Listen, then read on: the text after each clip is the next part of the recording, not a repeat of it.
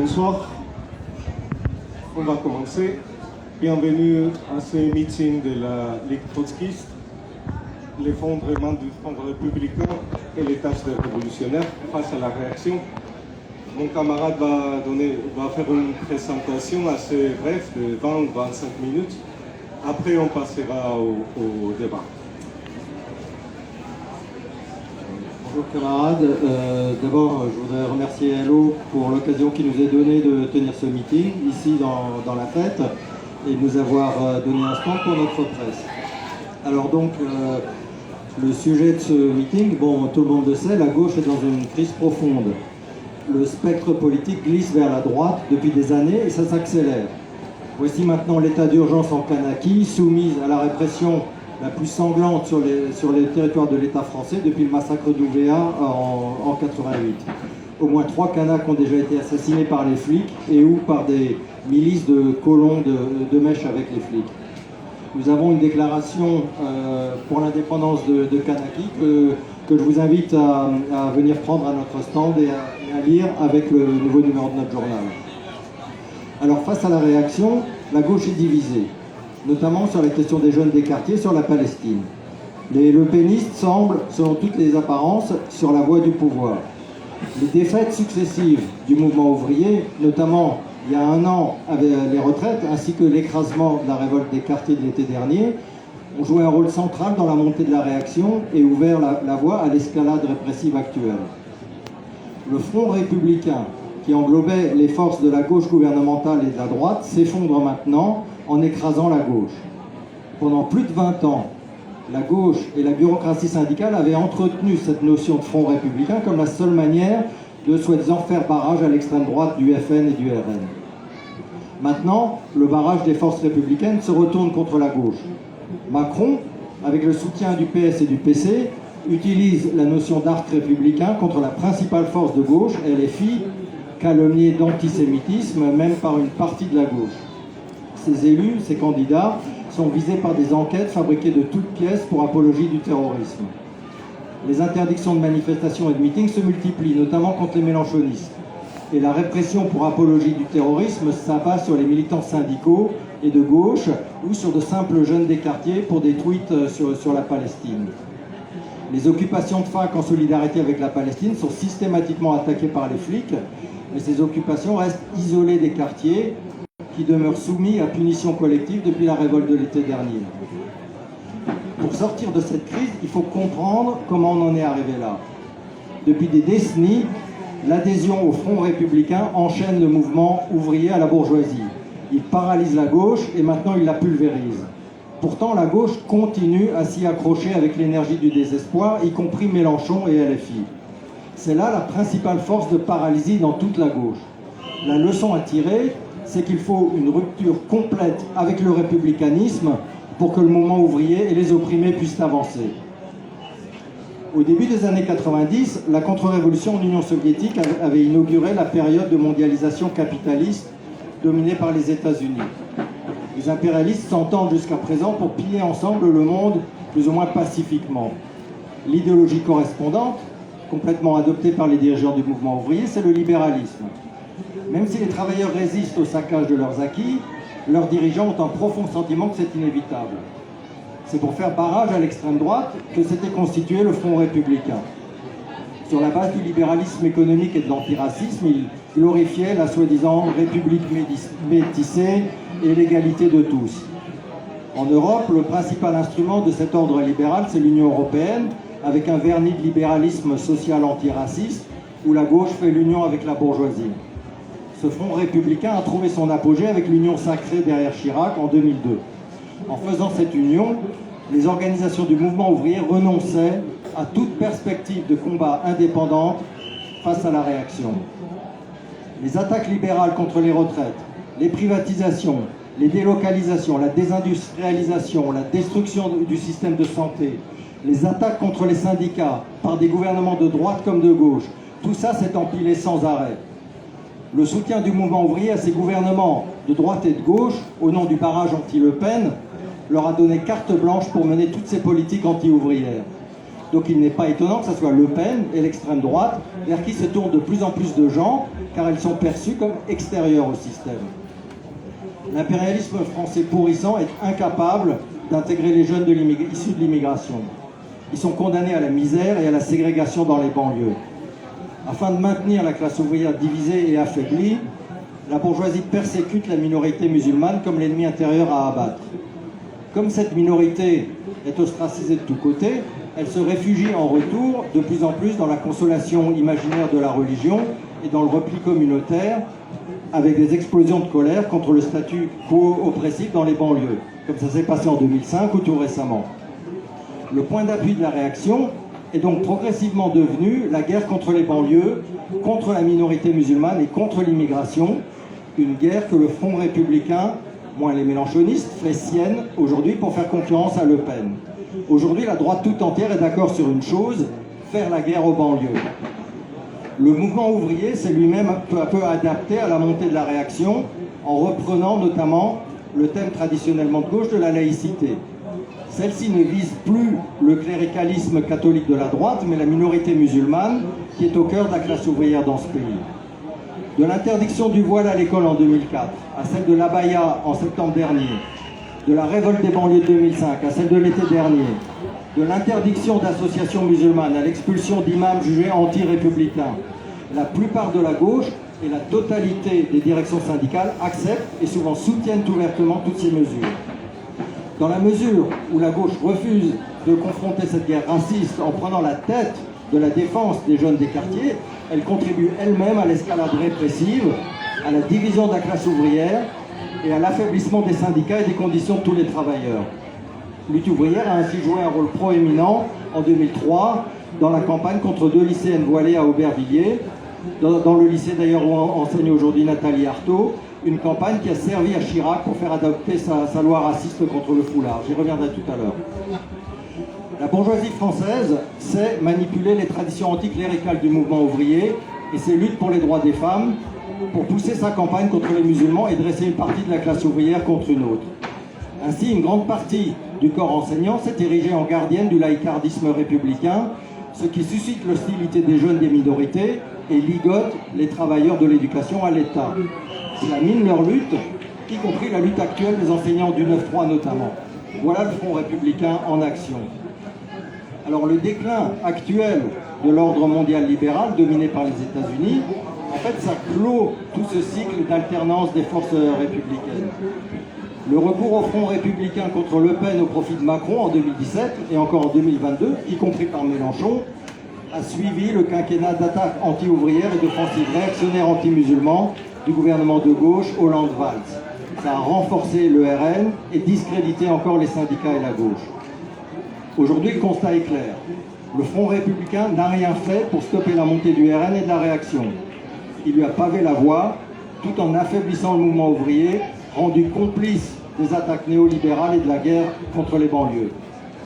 La colère accumulée contre ce système a fini par trouver peu à peu son expression dans le RN, qui est vu comme la seule force en dehors du Front républicain et qui, face aux fermetures d'usines et aux délocalisations, emploie la démagogie souverainiste et se présente comme le seul pôle d'opposition au néolibéralisme et à l'antiracisme libéral hypocrite. Depuis un quart de siècle, le mouvement ouvrier va de défaite en défaite, parce que les directions syndicales, la gauche et une énorme partie de l'extrême gauche ont toutes soutenu ces gouvernements successifs. Au nom du Front républicain, elles ont refusé de mener la confrontation contre une bourgeoisie qui est obligée de chercher par tous les moyens à enrayer son déclin aux dépens de la classe ouvrière. Les bureaucrates syndicaux ont accepté chaque mesure limitant le droit de grève, interdisant les piquets de grève et précarisant les emplois au nom de ce Front républicain et de soutien à l'UE. Et ils ont accepté chaque mesure policière sous prétexte de guerre contre le terrorisme et de combat contre le péril islamiste, tout l'arsenal répressif utilisé aujourd'hui contre les quartiers, contre le mouvement pro-palestinien et contre les syndicats eux-mêmes. Entre-temps, la dédiabolisation du RN porte ses fruits en montrant aux capitalistes qu'il est une force parfaitement capable de défendre les intérêts et le visage international soi-disant éclairé de l'impérialisme français.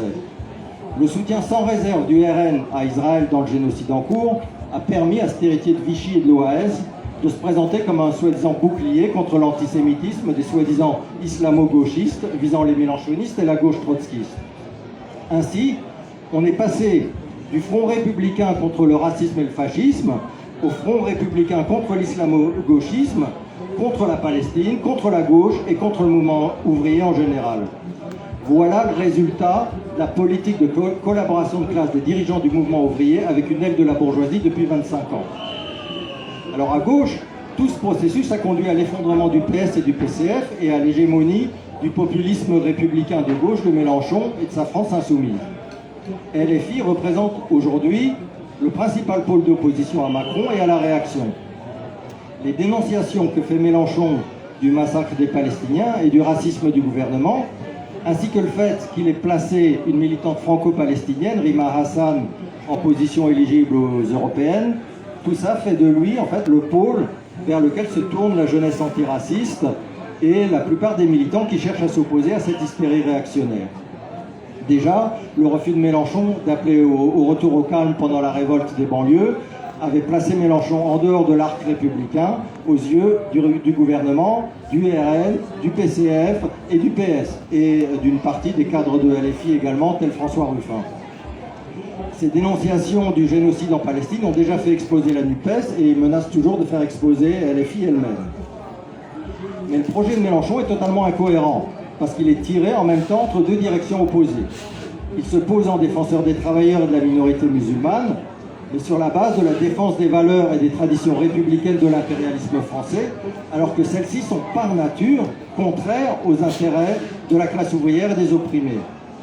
Ainsi, concernant la Palestine, Mélenchon appelle à revenir, je cite, à la position traditionnelle de la France depuis le général de Gaulle, et à ce que, je cite encore, la France devrait porter la voie de la paix, ou encore Mélenchon déclare que la patrie républicaine appartient à tous, etc. etc. Alors qu'en fait, la France joue depuis un siècle et demi un rôle central, ou voudrait en tout cas, dans tout le chaos sanglant du Proche-Orient, y compris en ayant soutenu la création de l'État d'Israël aux dépens du peuple palestinien en 1947. Mélenchon dénonce l'islamophobie du gouvernement, mais il défend la laïcité à la française anti-musulman en tant que pilier de la République une et indivisible. Ça, c'était dans son programme électoral de 2022. Y compris, il soutient l'interdiction du voile à l'école depuis 2004. Autre aspect de l'incohérence totale des mélenchonistes, d'un côté, ils dénoncent la terreur policière au point d'être cloués au pilori par la droite, le PS et le PC. De l'autre, ils exigent un service citoyen obligatoire dont une partie serait consacrée aux tâches de police. Il est impossible de défendre les travailleurs et les minorités tout en cherchant à reconstituer un front républicain de gauche. Mélenchon et LFI ont le cul entre deux chaises, un pied dans le camp des ouvriers et un pied dans le camp de la bourgeoisie. C'est pourquoi leur projet est voué à l'implosion et à l'écartèlement politique. Ils sont incapables, tout comme les bureaucrates syndicaux, de mener une confrontation avec les capitalistes et même de mener une défense vigoureuse, tant une ligne complètement sectaire et stérile.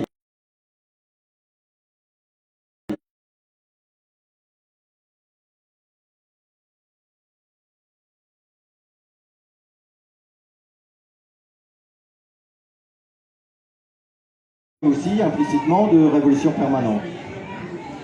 Mais la campagne de LO est minée par sa politique sur des questions clés. D'abord, comme je le disais, toute la politique en France est dominée par la question de la répression des jeunes des quartiers après la révolte de l'été dernier. Or, LO se retrouve en quelque sorte à droite de LFI sur cette question en refusant explicitement de défendre les jeunes qu'elle a traités de casseurs, etc. Avec cette ligne, comment LO peut-elle faire confiance à LFI parmi ceux qui se tournent vers Mélenchon parce qu'il a refusé de se joindre des deux mains à la campagne contre les jeunes des quartiers? L'incapacité de LO à le faire tient au fait qu'elle est elle-même imprégnée des valeurs républicaines françaises, notamment la laïcité, même s'il s'en défend. Alors Nathalie Arthaud vient de déclarer jeudi que la révolte des quartiers de Nouméa est légitime. Très bien, mais pour LO, celle des quartiers du 9-3 ne l'est toujours pas. Donc je suis curieux de voir comment LO va le justifier. Mon hypothèse, c'est qu'on peut être solidaire des Kanaks sur une base d'anticolonialisme libéral, alors que la question des quartiers du 9-3, avec la laïcité, etc., ça touche au cœur même de l'idéologie républicaine française. De même, sur la Palestine, LO a fait de grandes déclarations contre l'impérialisme. qui est effectivement à la source de l'oppression de tous les peuples de la région. Mais la ligne de Hello est marquée là aussi par le sectarisme et la stérilité. Au nom de l'opposition au nationalisme, elle refuse de faire de la lutte de libération nationale palestinienne le centre de la stratégie révolutionnaire pour le Proche-Orient. Là aussi, ça laisse le champ libre aux mélanchonistes et leurs vagues déclarations pro-palestiniennes. Ce sectarisme de Hello renforce par contraste l'autorité des mélanchonistes et fait donc obstacle à la lutte pour faire avancer les intérêts prolétariens dans ce pays. Dernier point sur cette campagne des européennes, la position de Hello sur l'UE elle-même. Hello a abandonné certaines de ses positions les plus ouvertement pro-UE. Elle reconnaît que l'UE n'est pas un pas en avant vers l'unification des peuples et qu'elle est une alliance impérialiste réactionnaire où sa propre bourgeoisie, l'impérialisme français, joue un rôle clé. Très bien. Ce doit être le point de départ pour des marxistes.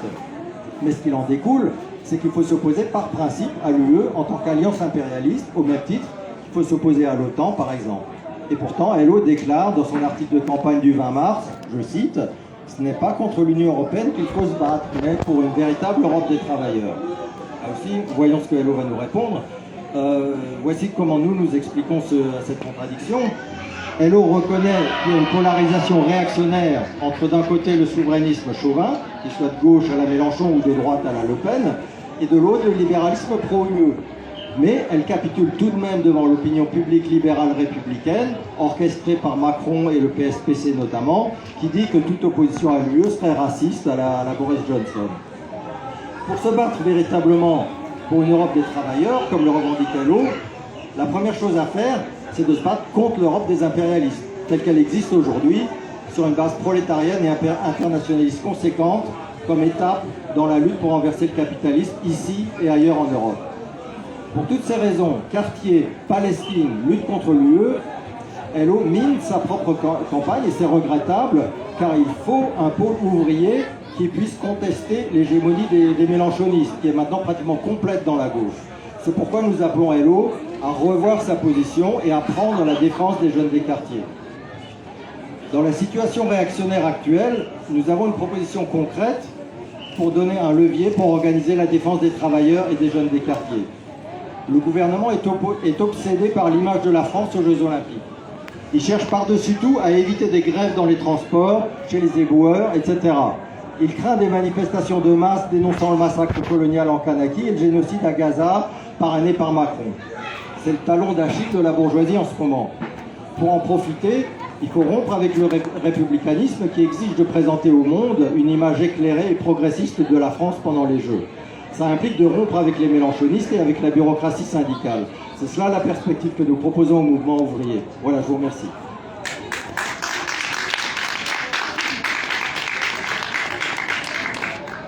Merci. Nous passons maintenant à la période des débats. Tout le monde peut exprimer ses opinions. Oui. Je vous demande seulement que vous venez vous rapprocher du micro et que vous vous limitez à 3 minutes, s'il vous plaît. Bonjour, je suis militante de la Ligue pour la 4e internationale et aussi de la jeunesse révolutionnaire internationaliste, notre groupe de jeunesse aux États-Unis. Nous, de la Ligue pour la 4e internationale, exigeons l'indépendance de Kanaki et des actions ouvrières internationales contre la répression impérialiste. Maintenant, je voudrais faire quelques commentaires sur la présentation et la ligne politique en général de la LTF. La LTF, dans son dernier numéro de journal, critique la collaboration de la gauche avec des politiciens bourgeois sous le nom de Front républicain. Jusqu'à ce point, c'est correct. Mais il faut savoir quelques faits sur la politique précise de cette organisation. 1. Il y a maintenant une guerre des États-Unis et Israël contre Gaza et une guerre des États-Unis et l'OTAN contre la Russie qui prépare la guerre impérialiste contre la Chine. Dans la guerre en Ukraine, et la LTF et la LCI, au même temps qu'ils reconnaissent que la Russie n'est pas un pays impérialiste, refusent de défendre la Russie contre les impérialistes. C'est la même organisation qui a refusé à appeler à la défaite des États-Unis dans leur guerre contre l'Irak et l'Afghanistan. 2. Cette même organisation maintenant préconise la collaboration des classes. Par exemple, avec son appel à voter pour une partie populiste, Economic Freedom Fighters, une formation bourgeoise en Afrique du Sud. Il préconisent le soi-disant front unique anti-impérialiste avec le président bourgeois du Mexique qui fonctionne comme garde-frontière pour l'impérialisme américain, aussi qu'un front unique anti-impérialiste avec l'ex-gouvernement de Syriza en Grèce, etc. C'est-à-dire que cette ligue trotskiste qui a abandonné de plus en plus le programme trotskiste n'a pas maintenant rien à voir avec le trotskisme.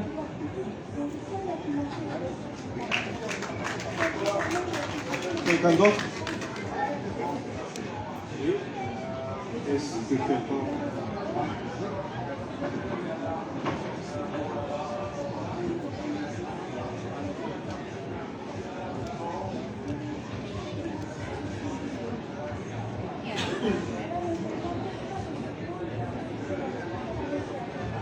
Bonjour, je m'appelle Barbara de la Tendance Bolchevique Internationale. Je suis heureuse de retourner les Spartacistes à la fête. Ça fait vraiment longtemps. Les Spartacistes ont été exclus de la fête pendant les années 1990 en raison de leur comportement sectaire. On peut voir que cela a changé et nous en réjouissons. Au cours des dernières années, les Spartacistes ont entrepris une révision de l'ensemble de son histoire. Malheureusement, en plus de rejeter les comportements sectaires, ils ont rejeté les principes fondamentaux de leur programme. Les Spartacistes avaient dans le passé plaidé clairement pour l'action indépendante de la classe ouvrière. Maintenant, ils veulent prendre la direction de la lutte anti-impérialiste et de libération nationale, qu'ils considèrent maintenant comme le levier de la révolution dans le monde. C'est vrai d'appel pour l'indépendance de qualité intéressée.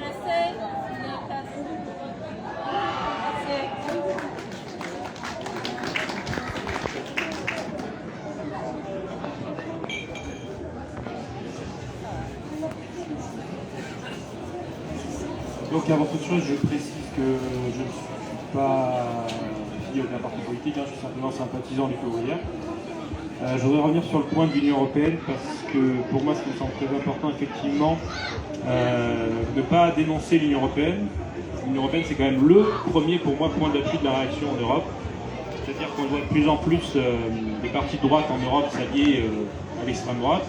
Et même l'Union européenne envisageait, même pour la première fois à travers le Parlement européen, de gouverner directement avec des partis d'extrême droite.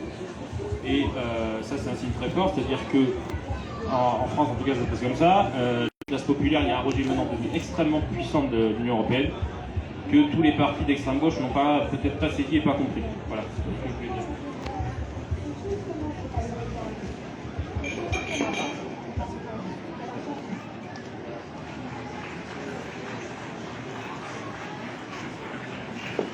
Oui, bonjour, je suis membre du NPA révolutionnaire et je vous invite à ne pas quitter votre siège à la fin de ce forum, puisqu'il y aura justement le forum du NPA révolutionnaire qui suivra. J'ai apprécié globalement l'exposé qui a été fait. Le Front républicain, entre guillemets, c'est pas du tout mon truc. En 2002, j'ai pas voté Chirac. En 2017, j'ai pas voté et en 2022, je n'ai pas voté Macron. Je parle du deuxième tour, bien entendu. Le premier tour, c'est évident qu'on n'allait pas voter pour ces individus-là. Mais au deuxième tour, malheureusement, beaucoup de nos camarades ont cru qu'il y avait le fascisme à nos portes et qu'il fallait donc voter pour n'importe quel politicard de droite, même très à droite, pour faire obstacle à Le Pen. Donc, le Front républicain, c'est une arnaque, c'est un impérialisme russe. Nous pensons qu'il y a un impérialisme russe. Ça, c'est peut-être une différence. Il y a un impérialisme russe. Mais il y a un impérialisme occidental dont le gouvernement ukrainien est un instrument. Et donc, c'est ce que nous disons au NPA, et on n'est pas à mettre dans le même sac que ceux qui sont prêts à demander l'entrée de l'Ukraine dans l'Union européenne. l'entrée dans l'Union européenne, c'est aberrant pour des gens qui, depuis que l'Europe, entre guillemets, l'Europe politique existe depuis le traité de Rome en 1957, n'ont cessé de combattre cet instrument du capitalisme occidental. Donc, ceux qui préconisent l'adhésion de l'Ukraine à l'Union européenne, véritablement, ils trahissent tout leur passé de trotskistes. Même s'ils l'ont été sincèrement à une époque, là, ils sont vraiment à côté de la plaque. Voilà, donc je ne vais pas en dire plus, mais comme je vous disais, restez ici, vous allez entendre des choses, en plus vous aurez une place assise, et si vous allez vous écarter, vous n'aurez plus la possibilité de vous asseoir. Voilà, merci.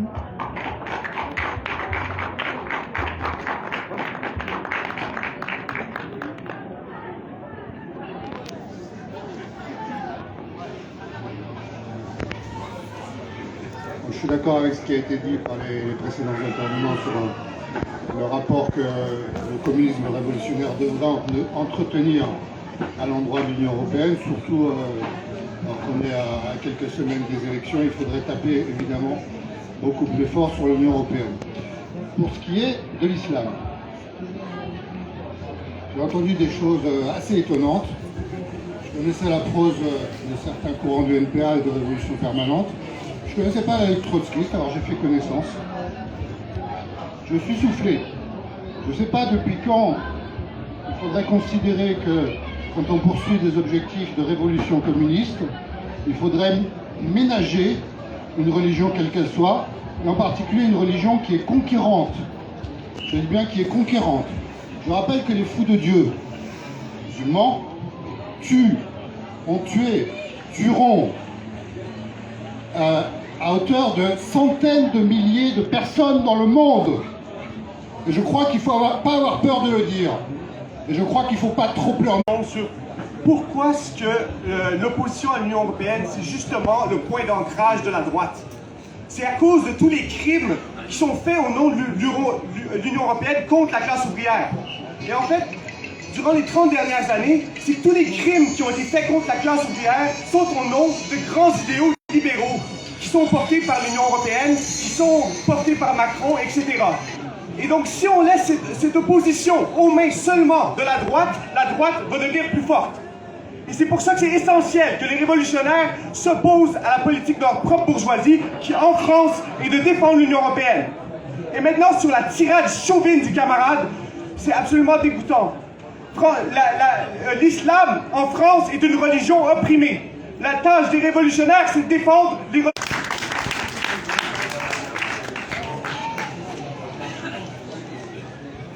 Bonjour, je m'appelle Célia, je suis employée de la Poste et je suis aussi chrétienne catholique.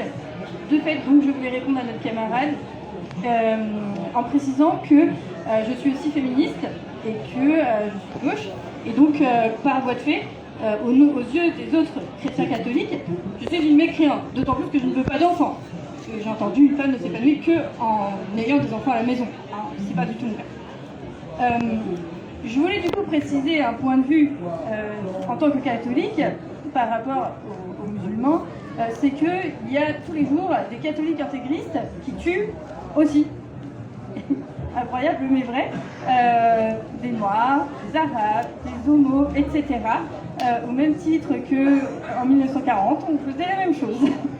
Donc, pourtant, il y a des églises partout, on ne fait rien contre les écoles catholiques, donc il n'y a pas à faire, disons, il n'y a pas à stigmatiser les musulmans, à mon avis, plus que les catholiques, alors que les deux font des meurtres de la même façon.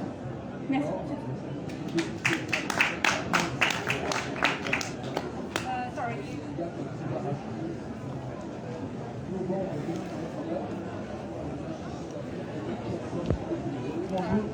Bon, je ne suis pas un militant trotskiste, je suis tout simplement un communiste de cœur. Et ce que je voulais dire sur l'islam, c'est une simplification assez odieuse. Quand on sait que l'islam, enfin je veux dire en Afghanistan, a été instrumentalisé par les États-Unis, par des pays européens, etc., qu'on a monté toute cette porte, et ces dizaines de milliers de morts, des centaines de milliers de morts et tout ça, sont dus aussi aux guerres impérialistes et aux guerres aux guerres que fait le capitalisme au monde. Et finalement, ce n'est pas l'islam, mais c'est une force armée. Quand on sait que des soldats de Daesh en Syrie et tout ça se faisaient soigner en Israël tranquillement, avec la bienveillance des États-Unis, alors les choses ne sont pas aussi simples qu'une religion contre une autre. De toute façon, toutes les religions ont leurs limites, on le sait, mais cette histoire d'islam demande un peu plus de réflexion. Ou on est marxiste ou on ne l'est pas. C'est-à-dire qu'il faut aller au fond des choses et on ne peut pas prendre les choses à fleur de peau. Voilà.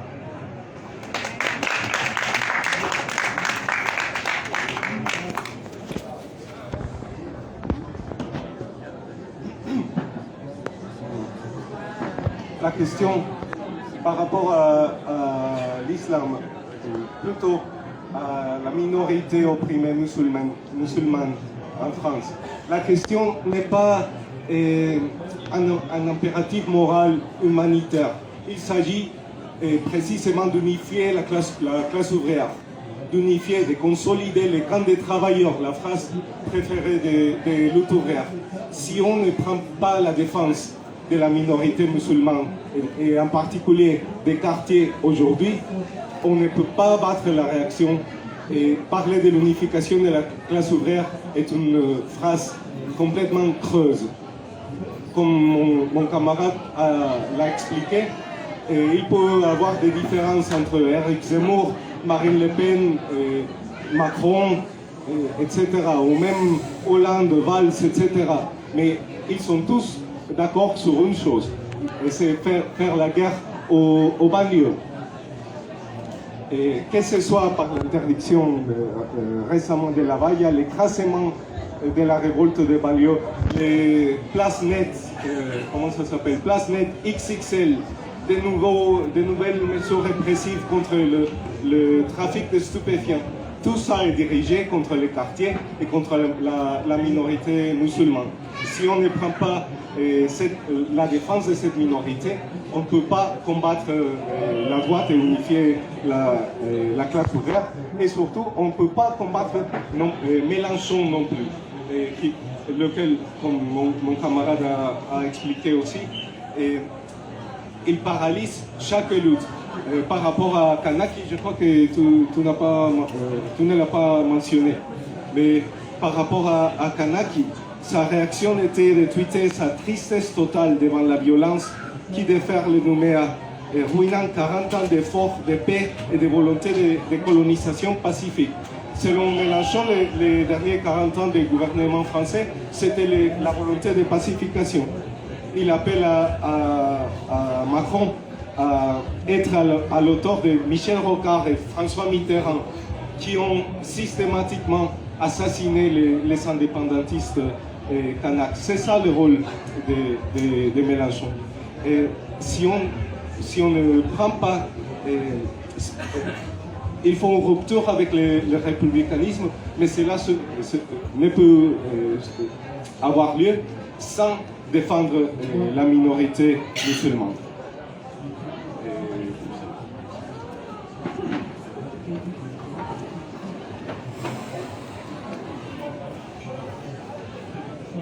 Je suis une militante de lutte ouvrière. Je pense qu'il y a des choses qui ont été dites sur nos positions qui sont assez fausses, en particulier en ce qui concerne la défense des jeunes des quartiers. Bien sûr, nous étions absolument contre la répression contre ces jeunes, ça c'est absolument incontestable. Les camarades devraient lire plus précisément nos textes. Et non seulement nous sommes contre, mais nous sommes contre, et nous l'avons dit et redit, et par contre, nous pensons que la forme que prenaient ces luttes était une erreur. Quand ces jeunes révoltés se retournaient contre les voitures de leurs parents, contre l'école du quartier, voilà. Ça, nous l'avons dit et nous pensons que la situation de ces jeunes des quartiers en général, et en particulier le développement de la drogue, je viens de Marseille, je connais, eh bien c'est effectivement l'abandon complet de ces quartiers au niveau social, au niveau des écoles, au niveau des hôpitaux, des soins, des transports, etc. Et on a dénoncé, on n'arrête pas de dénoncer la répression policière. C'est pas la répression policière qui évidemment peut améliorer. Pardon, ça sera plus facile. Je vais me tourner vers la salle, pas faire froid.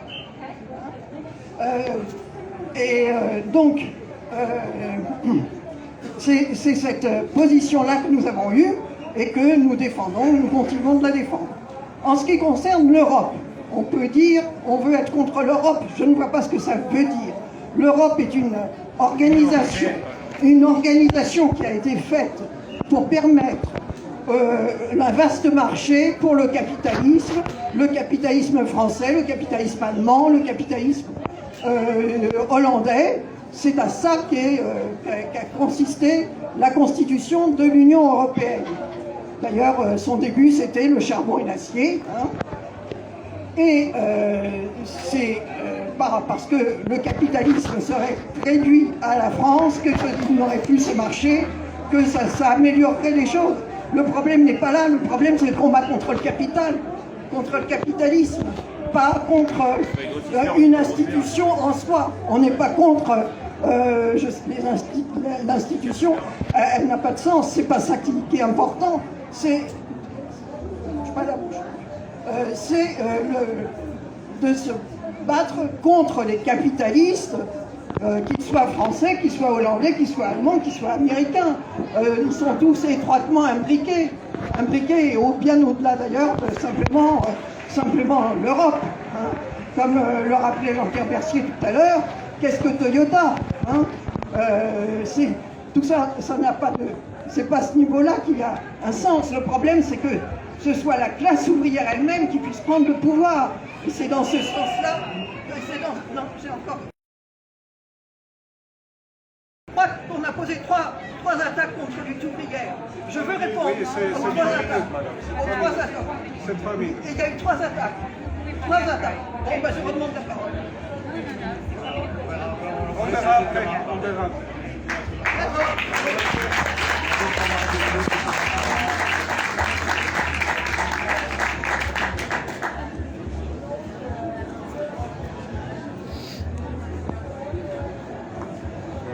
J'interviens pour la Ligue trotskiste de France et je vais contredire la camarade qui vient de parler. Forum hier sur la question de la montée de l'extrême droite, j'ai mis en avant comment Lutte ouvrière mine sa propre campagne en ne défendant pas les jeunes des banlieues. Le camarade qui a fait la présentation a répondu texto, on ne défend pas des personnes, on défend des idées. Okay. Ensuite, effectivement, il a ajouté brûler des voitures, brûler des écoles et même se friter avec la police, ça avance à rien.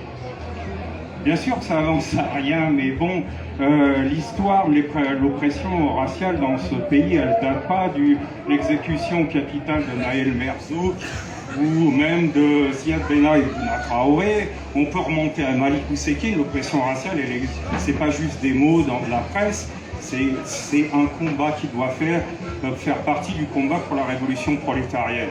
Le problème, c'est que si tu défends pas les jeunes des banlieues clairement contre la répression de l'État, et tu adoptes, comme Lutte ouvrière a fait en disant que c'était des casseurs, des émeutiers et des trucs comme ça, en fait, tu fais pas ton boulot de communiste pour donner une direction prolétarienne internationaliste à la lutte contre l'oppression raciale qui doit faire partie de la lutte pour fonder un parti authentiquement communiste. Et tu ne fracasses pas l'idéologie républicaine de Mélenchon et des bureaucrates syndicaux.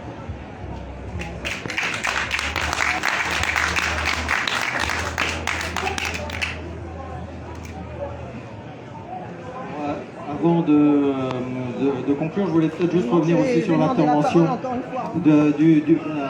laisse les camarades intervenir. Il y a peut-être d'autres camarades de Lutte ouvrière qui voudraient aussi, parce que manifestement il y a des contradictions dans Lutte ouvrière. Je les invite à mener cette discussion.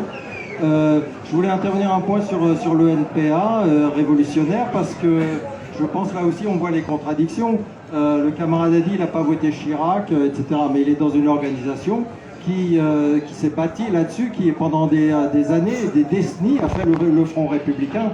Donc là aussi, y compris en 2017, le NPA, dont se revendique aujourd'hui de cette tradition, a appelé à voter pour Macron. Donc ça montre la profondeur du Front républicain. On l'a vu de façon un peu grotesque aujourd'hui, même dans ce meeting ici, où des gens ont fait des déclarations chauvines contre l'islam, contre la religion des opprimés. Ça montre la profondeur de la réaction sur cette question et la nécessité pour les marxistes de rompre absolument avec le républicanisme sur cette question si la classe ouvrière veut avancer.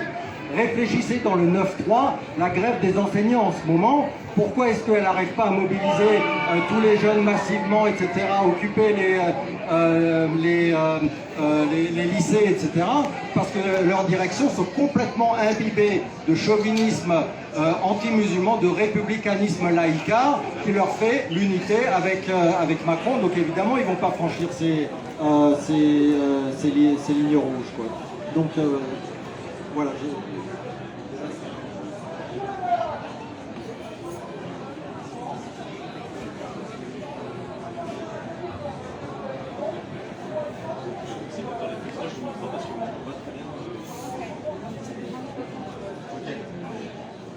On m'entend derrière? C'est bon. Bon, moi je suis sympathisant lutte ouvrière, je parle pas des noms de lutte ouvrière. J'ai trouvé que la copine avait très bien parlé.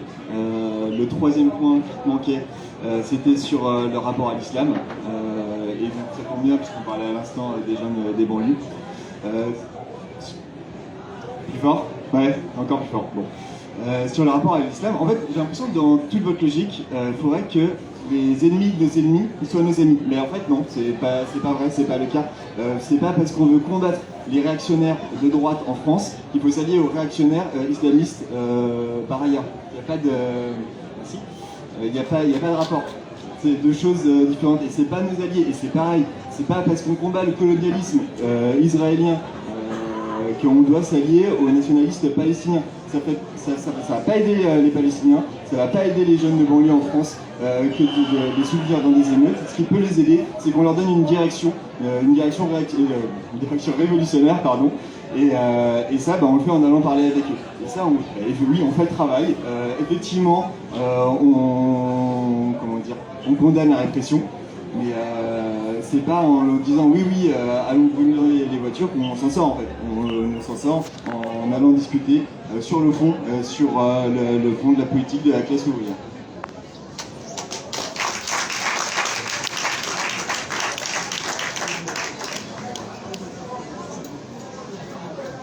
Bonjour, je vois que les camarades de Allo et les sympathisants mélangent absolument tout. Vous êtes tombés dans le piège de l'extrême droite. Vous croyez que l'extrême droite qui utilise l'islam pour être raciste, c'est l'islam radical qu'ils combattent? Non, ils combattent les immigrés. Ils utilisent ça comme proxy pour lutter contre l'immigration, dire lutter contre l'immigration, mais c'est du racisme pur et dur. Donc c'est vraiment désolant que vous êtes tous tombés dans le panneau, parce que si... Anyway. Ce que j'essaie de vous dire, c'est que mettez-vous un instant dans la peau d'un immigré qui est d'origine musulmane, qu'il est croyant ou pas, juste il est taxé d'origine musulmane. Vous allez voir à quel point c'est merdique d'entendre ça, même de la gauche. Donc c'est vraiment désolant. Voilà, donc je ne sais pas si Allo est là pour répondre ou des camarades peut-être plus rien.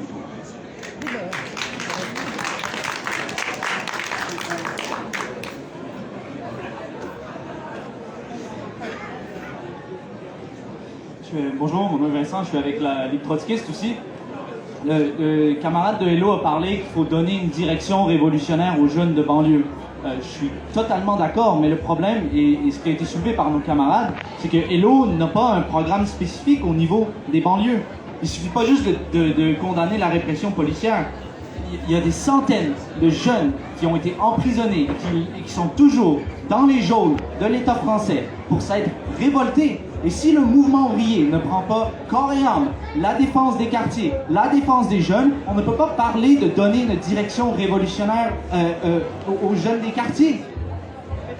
Et en retour, c'est la manière de combattre aussi le repli religieux. Comment est-ce qu'on combat ça?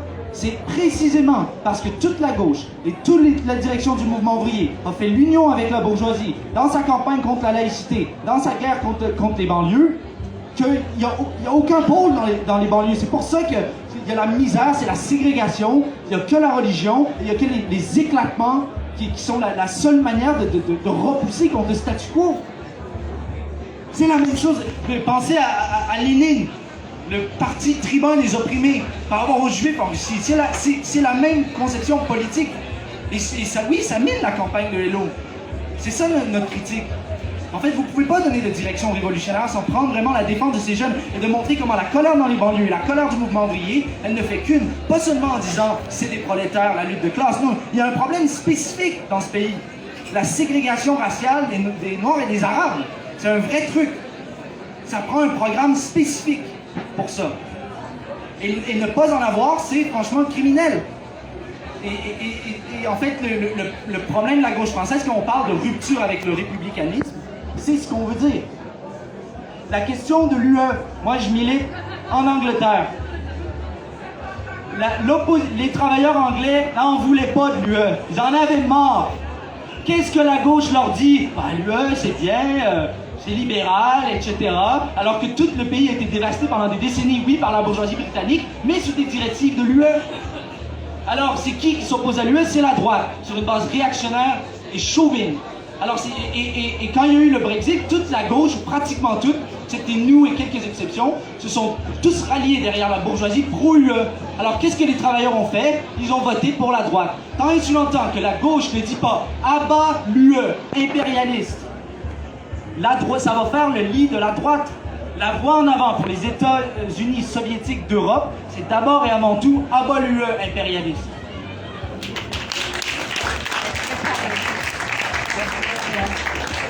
Ok, camarades, oui. Je vais revenir un petit peu sur comment la question de défendre les musulmans est une question centrale pour unifier la classe ouvrière contre la division. Ça dure, dans le passé, évidemment, c'était les travailleurs juifs. Depuis des décennies, c'est les travailleurs et les jeunes musulmans. On parle, par exemple, quand la France était particulièrement étranglée par l'impérialisme américain et allemand dans les années 80. Il y avait les soulèvements dans les quartiers à ce moment-là. Il y avait des grèves dans l'industrie de l'auto à ce moment-là. Et Mitterrand des compagnies, ils ont passé une campagne féroce contre les musulmans et mis en place la SOS racisme avec le libéralisme contre ça. Puis en 2003, il y avait l'énorme grève contre les retraites. Qu'est-ce qu'ils ont répondu avec? Ils ont répondu avec la loi sur la laïcité, comme mon camarade a dit, soutenue par les ouvriers, soutenue par la MPA à ce moment-là.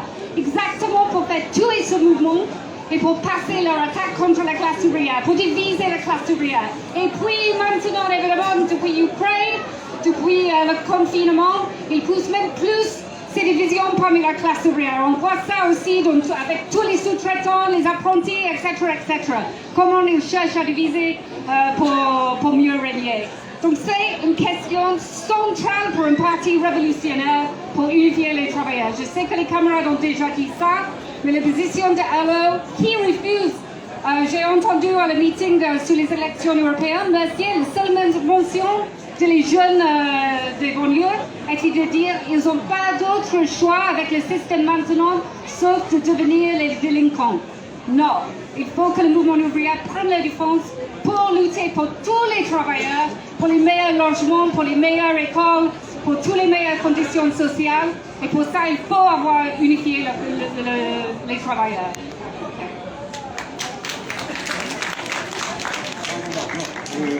On n'a pas le temps, désolé. C'est presque là. Il va finir, désolé. Oui, je crois que mes camarades ont très bien déjà répondu à Lutte ouvrière. J'invite tous ceux qui ont des doutes sur la ligne de Hello concernant les banlieues à venir acheter notre journal à notre stand à la Cité Politique où nous donnons toutes les références pour que vous puissiez vérifier tout vous-même.